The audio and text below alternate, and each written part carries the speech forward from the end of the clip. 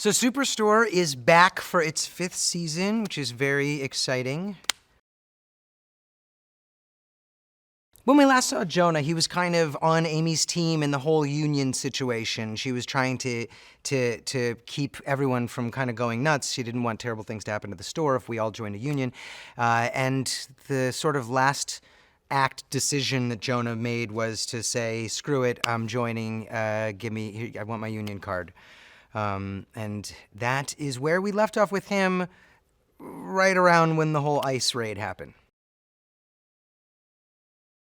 The final episode, there was everybody in the store was trying to keep trying to protect Mateo from the ICE agents that were there to take him into custody for being undocumented, and eventually it just became impossible to run away, and he gave up, and they got him, and the last moment was Mateo being shipped off in the ICE van surrounded by agents, as we all looked on. Yeah, I mean, it was it was your typical workplace sitcom ending to an episode. And that's what we do. We do funny, we bring hilarity, and that's what you do. That's when in doubt, bring in the ICE agents, is what I've always said. So I think the number one rule with the writers and everybody involved in the show is, if it's not funny, we're not doing it. If we can't find a funny angle, then it's not a story we need to tell. So they're not starting with any kind of, political ideology or any sort of kind of viewpoint that they want to communicate to the audience or cram down anybody's throat.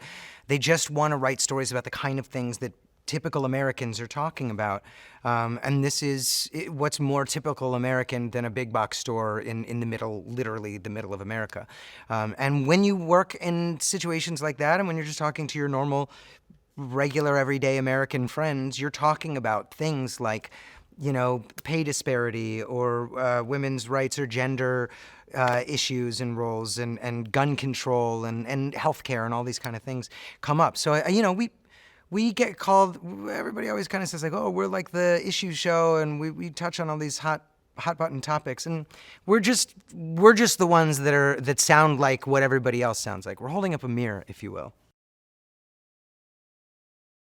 This season is a little more on the Westworld end of the spectrum as far as television goes, and that's only a half joke, because the robots are coming and they're taking over is something I know I can say because it's literally on our key art, on our posters. So there is, this picks up shortly after where we left off last season. So you're going to see the aftermath of Mateo, and that's obviously something that doesn't just go away. If this was like a 90s sitcom, it'd be wrapped up by the second act of the first episode, and we'd all be fine. He'd be back in the store. But we try to keep it a little more real, and so there's that, and it's sort of this heavy presence that looms over kind of everything for a while. And then on top of that, automation is a scary thing that's happening to big box stores in real life all across the world, and so it's happening here in Cloud 9.